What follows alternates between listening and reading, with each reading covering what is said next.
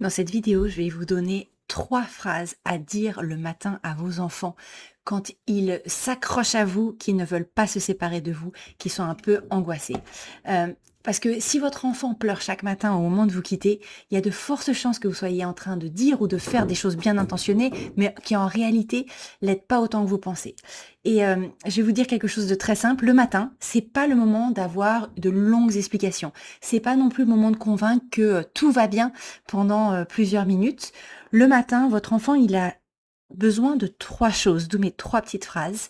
Il a besoin de comprendre ce qui se passe, il a besoin de sentir que vous tenez bon et que vous êtes confiant de vous-même et il a besoin de repartir avec une petite phrase stable qu'il pourra reconnaître tous les jours.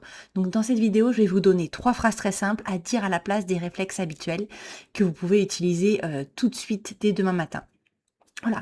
Le moment de la séparation, c'est souvent un tout petit moment, mais avec une puissance émotionnelle énorme. Parce que pour l'enfant, ce n'est pas juste maman part ou papa part, c'est je me sens petit, je ne ressens plus l'amour de maman. Quand elle n'est plus là, je ne ressens plus son amour pour moi. Et je ne sais pas comment le dire. Et nous, les parents, on essaye de réparer ça très vite. On rassure beaucoup, en fait, on parle trop, on reste souvent trop longtemps.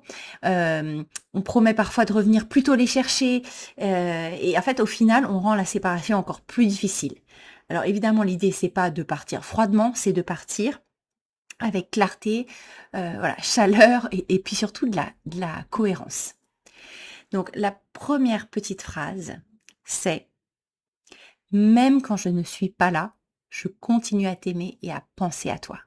Même quand je ne suis pas là, je continue à penser à t'aimer à toi». Donc cette petite phrase elle, elle entretient l'idée que même quand vous n'êtes plus là physiquement présent, l'amour que vous portez à votre enfant, il est toujours là. Parce qu'un enfant, surtout avant l'âge de raison, avant 6, 7 ans, il ne réfléchit qu'en plus ou moins d'amour. Et donc, ça permet de lui dire, même quand je vais au travail, même quand même je m'occupe de ton frère, ou même quand je pars à tel endroit, je continue à t'aimer et à penser à toi. La deuxième petite phrase, euh, c'est de se dire, c'est de confirmer la promesse des retrouvailles. Je reviens te chercher à telle heure, ou alors on se retrouvera à telle heure, comme d'habitude. Et il est très important quand vous retrouvez ensuite votre enfant le soir, de lui dire, tu vois, je suis revenue te chercher, ou je suis rentrée à telle heure, ou on se retrouve après le travail, comme je te l'avais promis.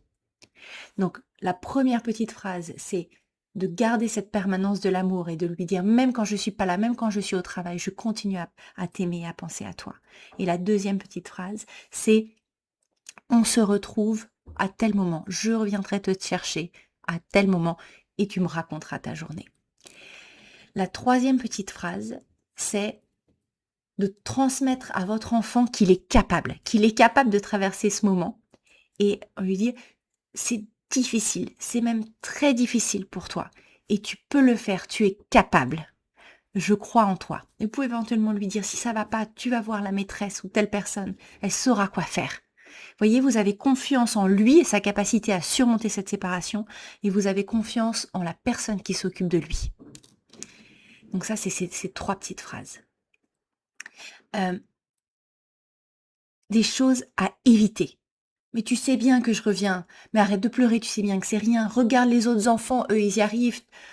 Voilà, si tu continues comme ça, je vais être en retard. Donc, l'important, c'est de rester vous-même. Souvent, ce qu'on fait, au-delà de ces petites phrases à éviter, qu'on a souvent entendu nous-mêmes en étant enfant, en fait, c'est tellement inconfortable pour nous qu'on a tendance à... On veut que ça s'arrête tout de suite, parce que c'est dur pour nous de voir notre enfant dans cet état. Ce que vous pouvez faire de mieux, en plus de ces 3 petites phrases que je vous donnais, c'est de transmettre, essayez vous-même de ne pas montrer trop votre anxiété. Parce que ça transmet à l'enfant le fait, ah, si maman n'est pas bien là, je vois qu'elle est angoissée, c'est vraiment que c'est très dur, que ça va être impossible. Donc quand je reviens à mon histoire de confiance, il faut vraiment penser à ça. Cette petite phrase de séparation, si vous avez un enfant très très très sensible, ça peut marcher pour les vacances. Dès que vous le quittez aussi, même pour quelques heures, vous lui dites cette petite phrase. Même quand je ne suis pas là, Là, je vais faire des courses. Même quand je ne suis pas là, je continue à penser à t'aimer et à penser à toi. On se retrouve à tel moment, comme promis. Puis après, je sais que tu es capable. J'espère vraiment que ça vous aide. Ce que vous pouvez aussi rajouter, et je vous en parlerai dans une prochaine vidéo, c'est que tout ça, c'est des petites phrases, mais ces petites phrases, on peut aussi les ancrer dans quelque chose de concret. J'en parle dans une vidéo où je vous donne des outils pratiques pour ancrer tout ça dans leur corps.